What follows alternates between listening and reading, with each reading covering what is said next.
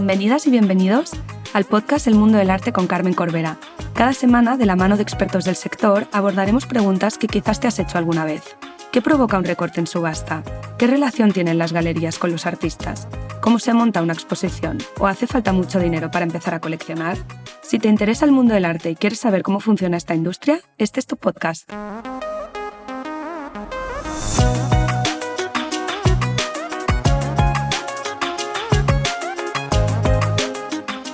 Amantes de la literatura y el arte, este es vuestro podcast. Hoy me acompaña Tania Juste, escritora e historiadora que ha publicado recientemente Amor al Art, una novela que trata sobre las mujeres artistas y ofrece una perspectiva de género a la historia del arte. La verdad que cuando yo leí la novela pensé, tengo que hablar con Tania y preguntarle sobre cómo es escribir una novela, cómo se hace la investigación, pero sobre todo por la importancia de tratar un tema así, cómo decidió que era importante poner como protagonistas a dos mujeres, una en la España franquista y otra a principios del siglo XX en París. En la conversación de hoy hablamos sobre esto, sobre cómo es escribir una novela, sobre la importancia de aportar una perspectiva de género a la historia del arte, de promover y poner en valor a las mujeres artistas que fueron silenciadas y cómo es el proceso de estar en una editorial, el oficio de escritor. Espero que disfrutéis mucho de esta conversación y sin más, os dejo con Tania. Buenas tardes, Tania. Buenas tardes. Millones de gracias por aceptar la invitación al podcast. La verdad que me apetece mucho tratar este tema porque es totalmente diferente a todos los episodios que he hecho hasta ahora. Pero me encanta en tu última novela, Amor al Art, cómo combinas la historia del arte, el arte en una novela, y creo que es como el vehículo perfecto para acercar el arte al público y al lector. Sí, de hecho, lo que he hecho yo con esta novela es juntar mis pasiones. Por un lado, hay mi parte de formación, que es de historiadora, ¿no? Historiadora especializada en arte, ¿no? Y por tanto me encanta investigar, ¿no? Y buscar, Sí. ¿no? Y por otro lado, pues también hay la parte de novelista, ¿no? Que es aquello que he hecho y que soy a día de hoy, ¿no? Y que es un formato con el que me siento muy bien, porque es una manera de divulgar aquello que sabes o de lo que quieres hablar, pero desde una perspectiva muy, muy empática. La novela siempre es muy empática, ¿no? No explicar, yo digo, una cosa es explicar un hecho histórico y la otra es preguntarse cómo lo vivieron la gente que estuvo allí, ¿no? Y qué sentía y qué es lo que le movía y qué es lo que le preocupaba, ¿no? Entonces, claro, sí. Con Amor al Arte yo lo que hago pues es lo que tú has dicho. ¿No? Es que a mí lo que me encanta de Amor al Arte y novelas que tratan de arte, historia del arte, es eso, ¿no? Que te metes como en el mundo y parece Exacto. que tú vivas en esa época, que es como imposible, pero lo haces a través de Yo creo que de alguna manera la historia. vivimos Sí. esa época, ¿no? Sí. Desde mi perspectiva, cuando estoy escribiendo y construyendo esta historia, ¿no? Y por tanto estoy viajando a ese lugar y a ese mundo, ¿no? Y a ese tiempo, ¿no? Pero también como lectora o como cualquier persona que lee Amor al Arte también es un viaje, ¿no? Porque es un viaje directamente pues, a esa época, bueno, de hecho a dos épocas. Exacto, de hecho quería empezar la conversación preguntándote si nos pudieses hacer un breve resumen sin hacer ningún spoiler a nadie que no se lo haya leído, ¿de qué va Amor al Arte? Mira, Amor al Arte es una novela que es a dos tiempos, con dos protagonistas, cada una muy distinta, por cierto, ya lo viste al leer, ¿no? Entonces tenemos en la Barcelona de los años 70 tenemos a Olivia. Olivia vendría a ser un poquito un alter ego mío, en el sentido de que le sucede una cosa similar a lo que a mí me sucedió cuando yo estudiaba Historia del Arte, ¿no? Ella en la Barcelona de los años 70 está acabando la carrera de Historia del Arte y entonces se da cuenta de que una vez que ya tiene este panorama general del mundo del arte, de todos los siglos, con todos los movimientos y con un listado de artistas pues, que ya conoce y que ya le son familiares, se da cuenta de que prácticamente no hay mujeres artistas en este listado, ¿no? Entonces le nace este gran interrogante: que también es mi gran interrogante en la época, de qué pasa, es que no existía la mujer en el arte, ¿no? A ella todo esto le viene porque su abuelo, ella vive con su abuelo en Barcelona, que es anticuario y por tanto lo ayuda a hacer aquello que se llama vaciar pisos, que queda muy mal, pero es lo que hacen los anticuarios, o sea, vaciar los pisos, ¿no? Cuando una persona muere y los descendientes pues quieren sacar pues todo lo que hay, ¿no? Entonces, pues evidentemente también aparecen pues obras de arte y tal. Entonces, en un piso de la Plaza Real de Barcelona, ella descubre un autorretrato de una pintora. Esta es la otra protagonista de Amor al Arte. Es una pintora que ella no conoce, nunca ha oído hablar de ella, pero queda absolutamente fascinada por ella. Se llama Valeria Sans, sabe que es de origen barcelonés como ella y al mismo tiempo que creó y brilló en el París de los años 10 y 20, es decir, el París de las primeras vanguardias artísticas, que es maravilloso. Entonces, ella inicia una investigación, que yo la acompaño en esta investigación, ¿no? Y va buscando a esta tal Valeria Sans, qué fue de ella, ¿no? Y qué pasó, por qué no le ha llegado, ¿no? Como historiadora del arte. Y a partir de aquí descubre toda una serie de artistas, ¿no? Que vivieron y crearon y brillaron mucho en ese Montparnasse de las primeras vanguardias. La verdad es que leyéndolo te das cuenta de la historia del arte que hemos heredado, ¿no? Como en masculino y bueno, como lectora y como también estudiante de historia del arte, pues te da mucha rabia porque a veces incluso en la carrera no eres consciente, ¿no? Hasta cierto punto que dices, uy, pero no hay mujeres, entonces... Y esto da mucha rabia, porque te das cuenta luego, ¿no? De esto. Exacto, es curioso, es como que te das cuenta luego porque hay como ese discurso tan fuerte, ¿no? Sí. Y incluso puedes llegar a pensar que realmente no hubieron. Entonces, uno de los temas de la novela es estas mujeres como olvidadas o silenciadas, más que olvidadas, ¿no? Exacto. Y ya lo has comentado un poco, pero ¿por qué es importante hacer una novela? A ver, es importante hacer una novela, hacer un ensayo, hacer una exposición. Es importante, en definitiva, cada uno desde el sitio que le corresponda. Y digo cada uno y cada una porque no tiene que ser solamente una tarea de mujeres, también puede ser una tarea de hombres, ¿no? Solamente que haya un amante del arte, supongo, que igual que yo o que tú, querrá ver pues el mapa completo del arte, ¿no? O sea, querrá ver más el talento que no el género, supongo. Por tanto, pienso que es muy importante, ya te digo, cada uno desde el mundo que conoce. Mi mundo, sobre todo, es el de la novela y, por tanto, es en el que me he sentido cómoda para rescatar a todas estas mujeres artistas que, así como Valeria Sans, que esto es una pregunta que siempre me hacen si es real. ¿No? Era la siguiente pregunta. Sí. Vale, pues mira, si estaba inspirado en alguien, ¿no? Si alguien... Supongo que coges rasgos de diferentes artistas. Exactamente, ¿no? Sí. Pues te respondo la pregunta. He hablado de dos protagonistas. Estas dos protagonistas, yo digo, son personajes ficticios, pero lo digo entre comillas, porque realmente para mí son muy, muy reales, porque las he construido con cosas muy reales que nos pasan a las mujeres. Y en el caso de Valeria Sans, que les pasan y que les pasó a muchas mujeres artistas.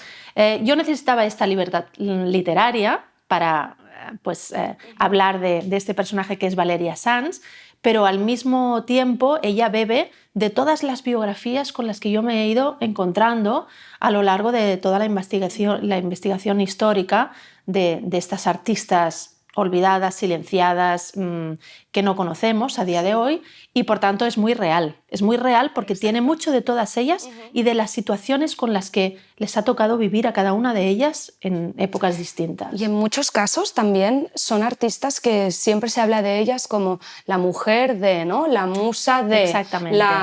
Entonces creo que esta novela también ayuda a no sé, es como... Es que el otro día he escuchado un podcast también que hablaba sobre un nuevo relato que han hecho en el Prado, en femenino, que han tenido que cambiar las cartelas, porque hablaban de la reina, esposa de tal, pero cuando era el rey no decían marido de no sé quién. Entonces es un poco esto también, ¿no? Yo creo que nos tenemos que reeducar mucho y a muchos niveles, a nivel semántico, a nivel también de visual, ¿no? A muchos niveles, ¿no? A veces en las conversaciones que hacemos y tal, incluso no nos damos cuenta, ¿no? Pero ejercemos, ¿no? este patriarcado que no debería, ¿no? Y que tenemos que superar, ¿no?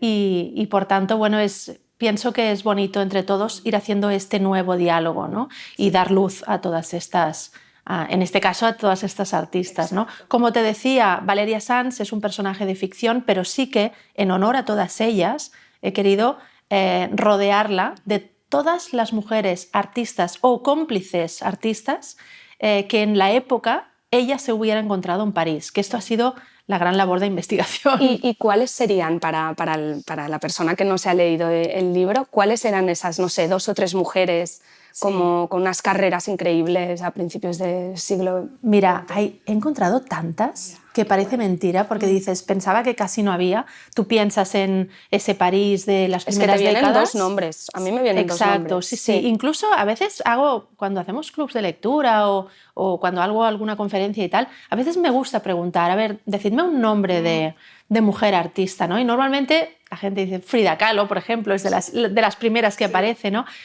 Un par más, pero ya está, ¿no? Entonces yo les digo, ¿y si os digo Marie-Laurence Sanz, de qué os suena? De nada, absolutamente de nada, ¿no? Y dices, Marie-Laurence Sanz, que sale evidentemente y además tiene un papel muy protagonista en Amor al Arte, pues fue una pintora que estuvo en el círculo íntimo de los cubistas.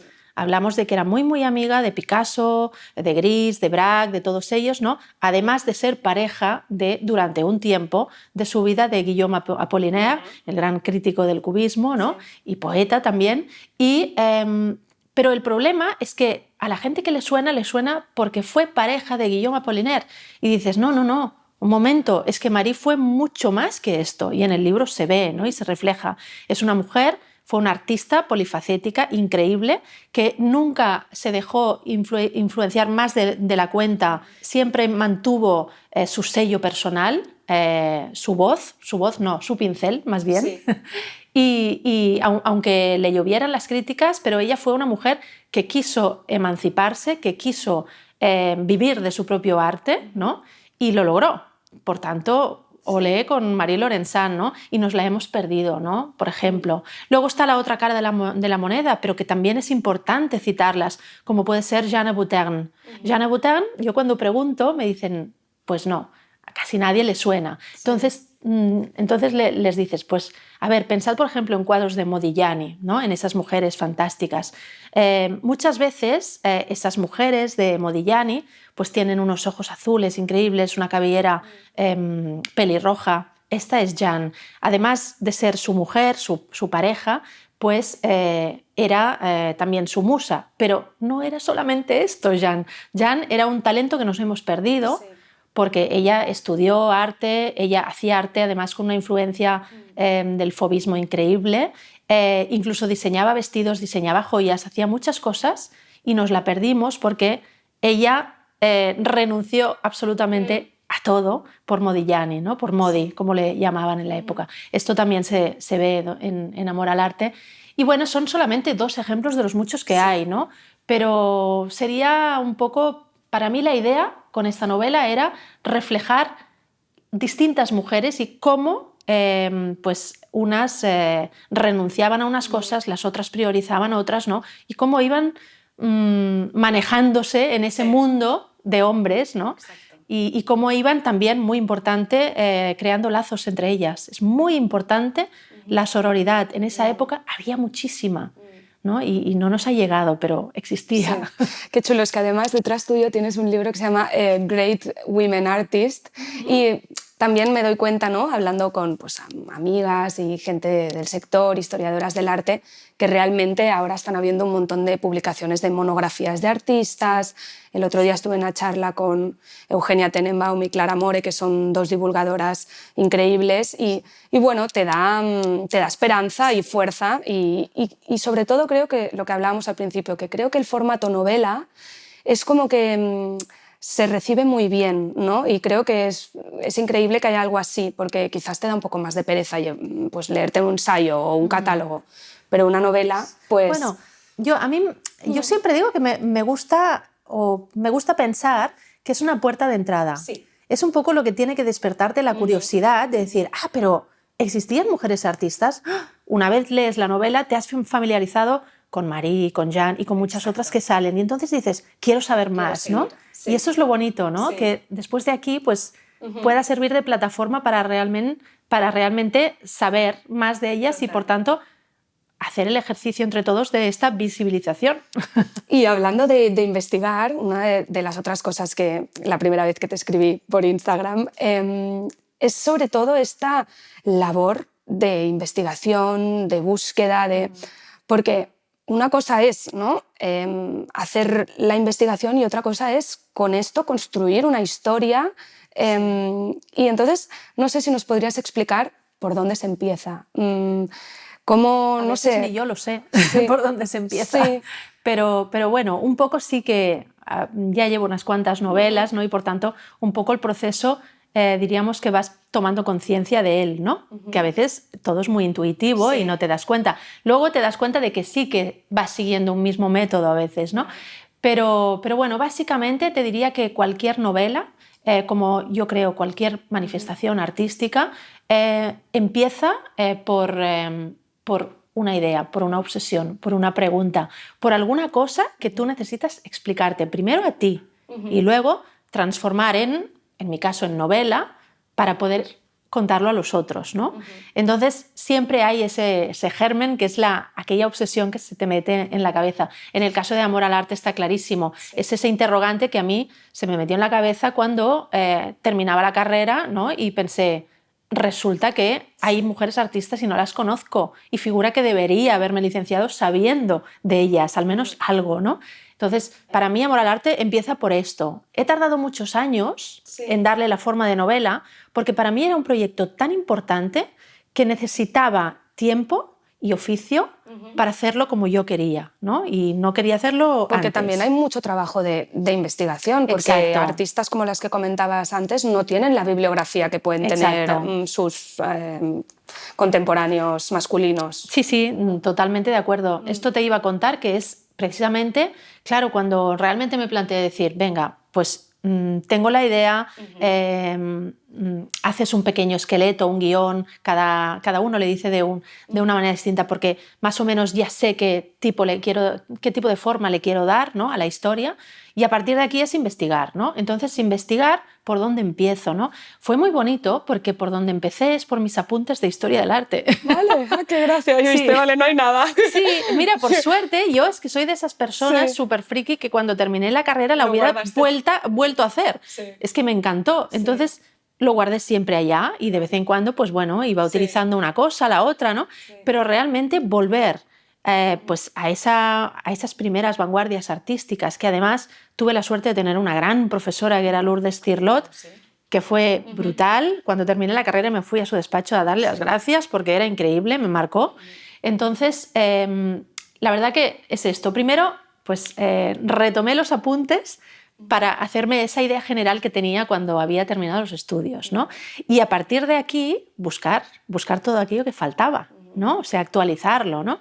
Y entonces, pues bueno, es el trabajo típico de historiadora, ¿no? Sí. O sea, es un trabajo de ir pues a las fuentes, pues primero los libros, los documentos, ¿no? Las fuentes primarias son muy importantes también para hacerse una idea no solo de lo que pasó, sino de cómo lo vivían en el momento, ¿no? Y en este caso, pues claro, leo pues toda una serie de libros, tanto pues libros de arte perdón, como... ¿Te ayuda alguien o lo haces sola? No, porque lo hago claro, sola. Yo a veces pienso... Es un proceso a largo plazo. Claro, debe haber ahí como gente, ¿no?, en las bibliotecas, yo me imagino, pero no, eres de tú. hecho, yo digo, cada libro, la parte de investigación es como si hicieras una pequeña tesis, Pues ¿no? sí. Porque realmente estás aprendiendo mucho durante el camino y estás investigando mucho para aprovechar solamente una parte de todo aquello, ¿no? Pero es necesario hacer toda esa investigación y esto puede llevar un par de años, o sea, realmente es tiempo, ¿no? Pero bueno, vale la pena luego, ¿no?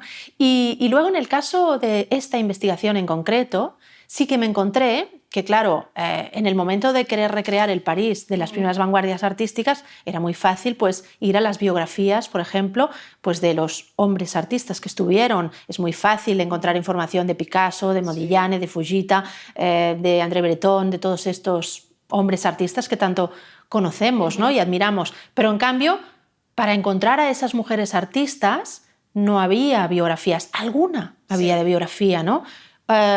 Entonces te tienes que ir a otras fuentes, ¿no? Tienes que ir pues, a tesis doctorales que a alguien se le ha ocurrido hacer sobre una artista en concreto.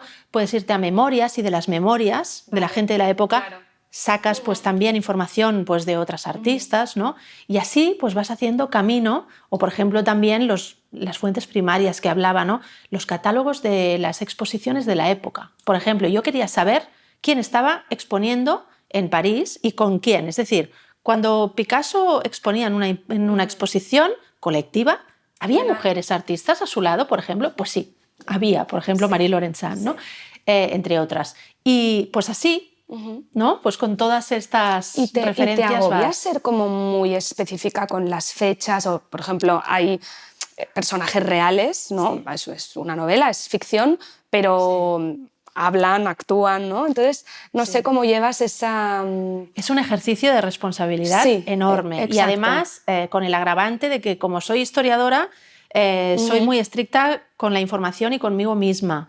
Por tanto, normalmente intento constatar siempre las fuentes. Es decir, no doy por hecho una información que encuentro, sino que la contrasto. Este es un poco mi defecto o no, no lo sé, pero es la manera que yo trabajo. ¿Por qué? Pues porque yo hago un pacto con el lector. El lector, yo le hago hacer un viaje a ese mundo, pero para mí es importante que ese mundo se aguante y sea real.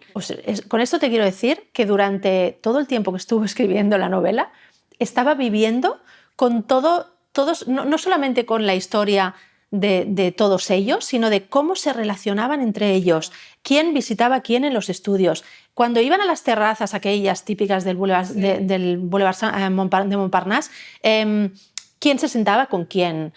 O sea, absolutamente todo. O sea, era casi como leer los cotilleos de la época, porque te dicen mucho también. Por tanto, yo todo esto lo he traspasado a la novela y es real. Es decir, si yo pongo a dos personajes hablando, quizá no han dicho esa conversación en concreto, pero han dicho algo muy similar o lo podrían haber dicho, ¿no? Y siempre los he relacionado entre ellos tal como fue. ¿Y hay algún autor o algún libro en relación con, ¿no?, el arte que tengas como referencia o que nos quieras recomendar de, oye, está súper bien escrito o también... Hay tantos libros que recomendaría y además están saliendo ahora muchos también. Porque ahora mismo, por ejemplo, se me ocurre estos libros que están editando sobre mujeres artistas, ¿no?, para conocerlas más.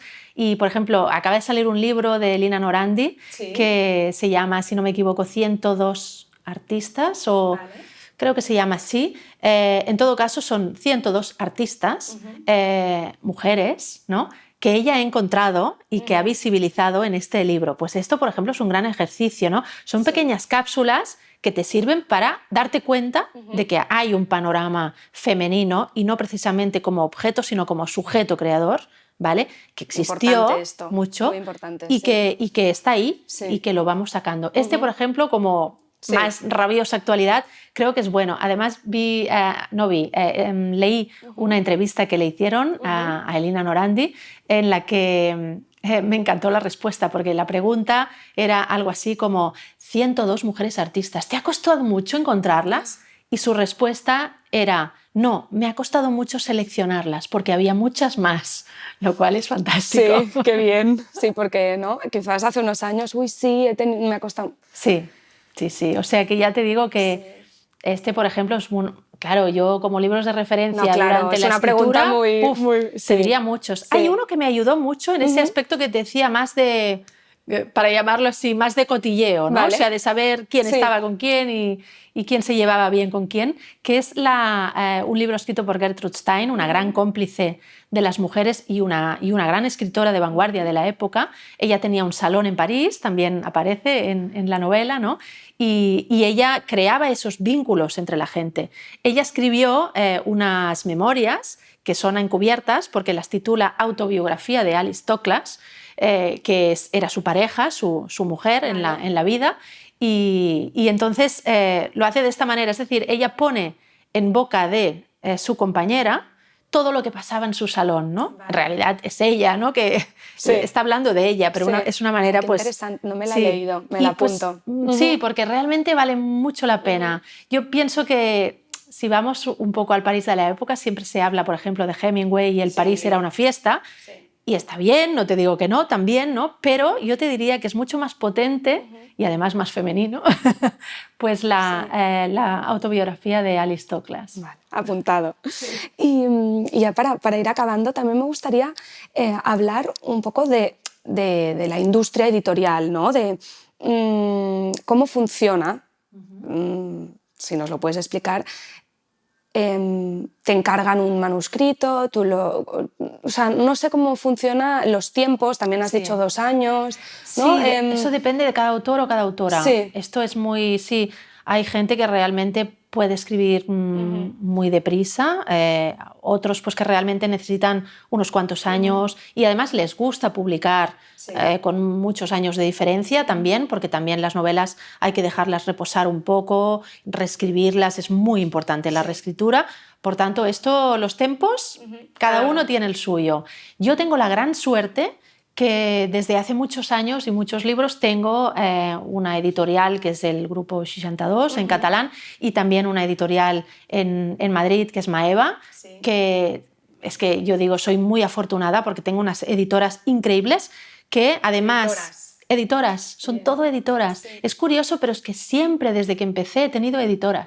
Es así. Sí. Es un mundo más de editoras que de editores, al menos en mi caso.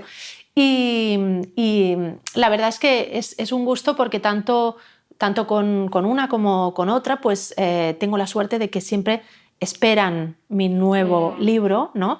Y incluso nos gusta pues hacer una comida y hablar de ello y a partir de aquí pues empezar a pensar en la estrategia.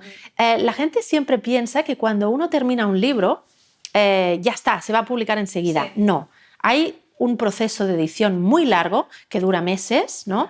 Y en el que intervienen mucha gente. Es decir, el libro es mío hasta que yo entrego el manuscrito. Pero a partir de aquí, pues intervienen toda una serie de especialistas, pues de un filólogo, ¿no? O una filóloga, o un traductor también, en el caso de que haya traducción, ¿no? Y toda una serie de personas detrás, ¿no? Que van haciendo ese proceso de editing, que se llama, ¿no? Y en el que van mirando todo aquello que tú puedes haber pues hecho mal o te hayas dejado. Entonces hay muchos profesionales detrás, ¿no? Sí. Obviamente el primer contacto siempre es, por un lado, con el agente literario que me hace de primer lector, que también es mujer. Son 2 mujeres, de hecho, fantásticas, y la editora también, ¿no? Y a partir de aquí entra pues toda esa gente detrás hasta llegar a ese libro que es ya cosa física. ¿Y cómo física. es el proceso de...? Claro, tú tienes un manuscrito, ¿no? Que es como tu bebé un poco y luego lo entregas a alguien que te va a dar feedback sobre eso, ¿no? Y te va a decir, oye, ¿por qué no cambias esto? ¿Cómo llevas eso de tener que...? Es el momento que más sufres del mundo, porque claro, esto es como un parto, o sea, dejas ir la criatura y a partir de aquí, ¿no? Pues ya empiezan a juzgarte, ¿no? No a ti, sino empiezan a juzgar esta criatura y tú estás allá defendiendo a capa y espada lo que puedes, pero también siendo consciente de que puede tener defectos, ¿no? Por tanto, yo creo que es un poco... Es importante la empatía que haya entre autora y editora, yo creo que es esencial. O sea, yo no podría estar con una editora delante con la que no me entendiera, claro, o sea, no podría. Es como tu compañera, ¿no? Exacto. Al final, sí. Y por tanto, esa primera charla que tienes, ¿no? Pues es importante ver pues, que esa persona ha recibido como tú querías el libro y a partir de aquí pues empezar a hablar y escuchar. Es importante escuchar. O sea, no estos divismos de decir, pues no cambies ni una coma, ¿no? Es intocable, pues no. A ver, sí que es verdad que yo defiendo hasta el final cuando tengo una cosa clara. O sea, soy capaz de decir, no, esto no lo puedo cambiar porque realmente, pero tengo que argumentarlo y tengo que convencerla. Y al mismo tiempo ella me puede convencer a mí de que quizá pues, hay un personaje que le falta perfil. Pues vale, pues es verdad, pues igual le faltaba un capítulo a ese personaje, pues no pasa nada, ¿no? Al revés, es muy bonito que me lo digan. Qué suerte también que haya esta figura, ¿no? Que le pueda dar como ese matiz también. Es una gran cómplice, una gran cómplice y realmente el trabajo pues ya se convierte en un trabajo de equipo, claro. Exacto. Y también la portada de un libro también es muy importante. Es el vestido. Exacto, entonces es también lo primero que alguien se fija, ¿no? Sí. No sé si tú das ideas y les dices me lo imagino de esta manera o ellos te proponen ciertas portadas y tú escoges. Mira, normalmente también porque por el hecho de que hay buena relación y buena sintonía, tanto con una como con otra, ¿no? Pues que por cierto las portadas siempre son diferentes porque claro, cada editorial tiene su estilo y tú tienes que enmarcarte un poco en ese estilo, ¿no? Sí. Y cada editorial conoce su mercado, ¿no? Por tanto hay que seguir esto, ¿no? Pero entonces el primer paso es que yo doy unas premisas, ¿no? Yo pues les doy unos inputs de decir, pues esto yo lo veo de este modo, es importante que en la portada pues se vea pues tal elemento, ¿no? Que para mí es esencial para ver lo que hay dentro, es muy, muy importante porque es el escaparate, es aquello que el lector, ¿no? Y yo como lectora me con el título y... Exacto, ¿no? Sí. Miras y dices, vale, ¿qué me voy a encontrar dentro? ¿No? Por tanto, se sufre, ¿eh? Es importante esto. A partir de aquí ya dejas que los equipos creativos de cada editorial te manden las propuestas, que pueden ser varias, hasta llegar a aquella que el autor o autora dice, ok, y ya está, y tiramos con ello. Y por el camino, pues pueden pasar muchas cosas, ¿no? O sea, yo creo que la primera vez que me ha pasado que la portada sea, o sea, la primera opción que me dan ha sido con Amor al Arte. Sí. En el caso de la edición en catalán es una pintura, es una pintura de una artista contemporánea, ¿vale? Que se llama Catherine Abel, que es australiana. Por cierto, con muchas influencias su arte del arte sobre todo del Art Deco, es decir, que estamos en sintonía, ¿no? Y por tanto, cuando me mandaron esa... De hecho, me conoce tanto mi editora que cuando me mandó ya esta opción de portada, me dijo, ya la tenemos. O sea, sabía que me iba a gustar. Qué fuerte. Fue así. Sí.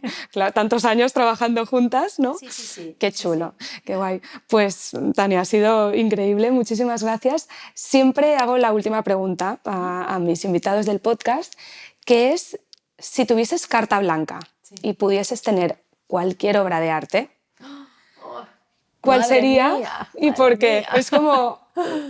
imposible a veces de escoger, pero... Mira, es tan imposible de escoger que no te voy a decir una real. Como soy novelista y vivo en medio en la ficción, te voy a decir que yo me quedaría con el autorretrato de Valeria Sanz. Mira, yo también. Y bueno, y el lector o lectora sabrá por qué. A veces me lo he imaginado como es. Sí. Sí, exacto. Sí, por eso te digo, mira, ya como novelista, pues ya te digo una, porque soy incapaz de casarme con una obra. En esta vida, ¿no?, ficticia la podrías tener. Yo sí, me encantaría tenerla, la verdad. Perfecto. Pues muchísimas gracias, Tania. Gracias a ti. Y hasta aquí el episodio de hoy. Espero que hayáis disfrutado tanto como yo de esta conversación y con lo primero que me quedo es con la importancia de promover y poner en valor a las mujeres artistas que han habido a lo largo de la historia del arte. Como comenta Tania, no es que no existiesen ni que hubiesen solo unas pocas, es que se han silenciado todas estas mujeres que trabajaron y ejercieron junto a los hombres y que es importante que en el listado de historia del arte hayan mujeres y que se explique sus historias, porque si no, parece que no hayan existido. Y a mí incluso me pasó en la carrera que parece que realmente la historia del arte solo haya sido de los hombres. La segunda cosa con la que también me quedo es con esta importancia de no definir a la mujer como musa de, mujer de, sino como un sujeto activo en el mundo del arte, no solo como un objeto. Y en este punto os quiero recomendar el libro de Eugenia Tenenbaum, La mirada inquieta, con el que he aprendido muchísimo, que ofrece una perspectiva de género en la historia del arte y que creo que es crucial y que todos deberíamos leer. Y por último, el tercer punto con el que me quedo de esta conversación es, ya no tiene que ver con el tema de las mujeres y el arte, sino con el mundo editorial, que es un mundo en el que he tenido la suerte de estar durante un año en Grupo Planeta, especialmente en el departamento de arte y diseño, con los diseñadores que hacen las portadas. Y desde aquí quiero también poner en valor este trabajo, el saber trascender o el saber replicar lo que pasa en un libro o en una novela en una portada. Y como en el caso de Tania, por ejemplo, pues tuvo la suerte de que el diseñador supo bien cómo leer lo que quería transmitir en la portada. Y luego también me parece interesante lo que explica Tania, de que al final tú eres dueño de la obra hasta que lo entregas. Luego tienes que dejar que esa obra tenga su circuito o su vida, en la que también intervendrán los editores, lo marketing y muchos más agentes que forman parte del mundo editorial. Espero que hayáis disfrutado mucho de la conversación. Muchísimas gracias por estar aquí un martes más y nos vemos el martes que viene.